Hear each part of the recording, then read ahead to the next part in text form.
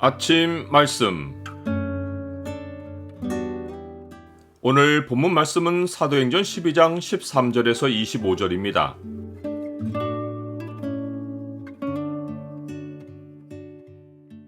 주가 행하시는 역사는 나의 기대를 뛰어넘는다. 오늘 본문을 죄의 창으로 보면 사람이 하나님께 돌아갈 영광을 스스로 취할 때 어떤 일이 벌어지는지가 보입니다. 죄의 창을 보여주는 구절은 12장 23절입니다.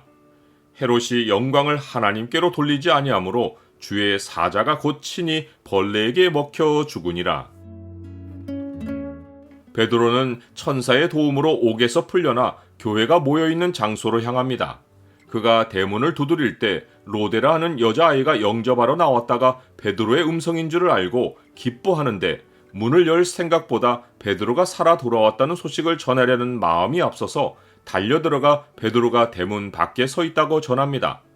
그런데 하나님께 베드로가 살아 돌아오기를 기도하던 성도들이 그 여자아이와 함께 기뻐하며 문으로 달려가기보다 여자아이더러 내가 미쳤다고 말합니다.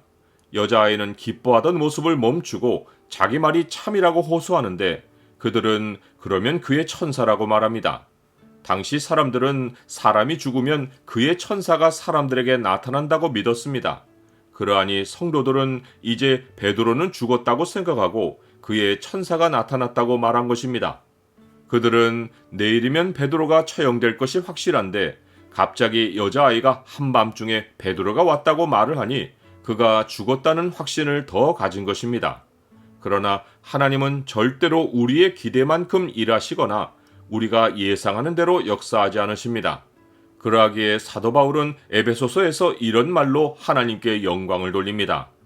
우리 가운데서 역사하시는 능력대로 우리가 구하거나 생각하는 모든 것에 더 넘치도록 능히 하실 이에게 교회 안에서와 그리스도 예수 안에서 영광이 대도록 영원 무궁하기를 원하노라. 아멘. 베드로는 문 두드리기를 그치지 않습니다. 모든 성도가 다 같이 문으로 가서 열어보니 참으로 베드로입니다.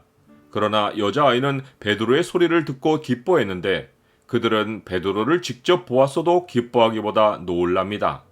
어린아이와 같은 믿음이 아니라 이성이 살아있으면 이런 모습이 쉽게 나타납니다. 사람이 하나님의 역사를 온전히 믿음으로 받아들이기까지는 자기 생각과 논리가 자기 자신에게 항상 걸림돌이 되는 것입니다. 베드로는 그들에게 손짓하여 조용하게 하고 주께서 자기를 이끌어 옥에서 나오게 하던 일을 말합니다. 그러고는 이 말을 야고보와 형제들에게 전하라고 하고는 떠나 다른 곳으로 갑니다. 이는 분명 로마 군인들이 자기가 없어진 것을 알고 예루살렘을 샅샅이 수색할 텐데 자기가 성도들과 함께 있으면 이들까지 위험에 빠질 것으로 생각하고 밤중에 다른 곳으로 피한 것입니다. 또한 이것은 예수님이 말씀하신 대로 이 동네에서 너희를 핍박하거든 저 동네로 피하라고 하신 지시에 순종한 것입니다. 베드로가 야고보의 이름을 거론하며 자신이 한 말을 그에게 전하라고 한 것은 단지 그에게 소식만 전하라는 뜻이 아닙니다. 다급한 상황에 그에게 예루살렘 교회를 지도할 직분을 넘겨준 것입니다. 이 야고보는 예수님의 형제로서 야고보서를 기록했습니다. 부활하신 예수님은 여러 사람에게 자신을 보이시고 특별히 야고보에게 개인적으로 나타나셔서 자신을 보이셨고 야고보는 이때부터 믿는 자가 되었습니다.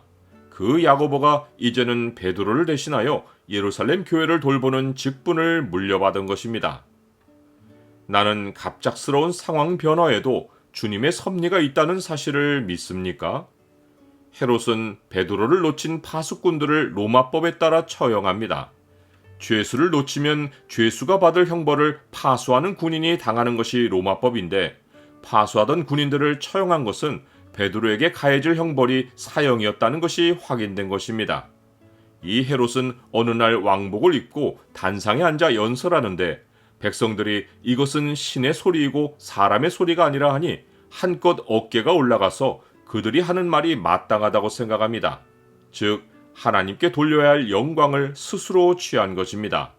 그와 대조적으로 전에 베드로는 고넬료가 자기 앞에 엎드리자 그를 일으키며 나도 사람이라고 하고는 영광을 취하지 않았습니다. 사람들이 나를 칭송하는 순간은 갑자기 찾아올 수 있는데 그때 누구에게 영광을 돌리느냐로 하나님의 사람과 세상 사람이 나뉩니다. 헤롯은 영광을 하나님께 돌리지 않아서 주의 사자가 쳐서 벌레에게 먹혀 죽습니다. 신의 소리를 내는 자가 하찮은 벌레에 먹혀 목숨을 잃은 것입니다. 인간이 칭송했던 신의 소리는 죽음으로 침묵하고 하나님의 말씀은 흥왕하여 믿는 자들의 수가 더해집니다. 사람이 다른 사람의 칭송에 미혹되지 않고 하나님께 영광을 돌리는 바른 모습은 자신의 목소리를 내지 않고 하나님의 말씀을 전하는 소리가 되어 하나님의 말씀이 사람들 가운데 빛나게 하는 것입니다. 그것이 궁극에는 영원하신 하나님 앞에 섰을 때 나도 함께 빛나는 길입니다. 끝으로 형제들아, 너희는 우리를 위하여 기도하기를 주의 말씀이 너희 가운데서와 같이 퍼져나가 영광스럽게 되게 하옵소서 하라.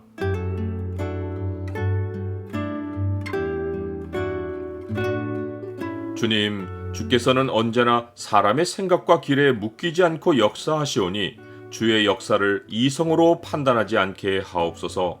갑작스러운 상황이 펼쳐져도 당황하지 않고 주의 섭리를 따르게 하옵시고 주의 말씀의 빛을 따라 걷게 하옵소서. 예수 그리스도의 이름으로 기도드립니다. 아멘.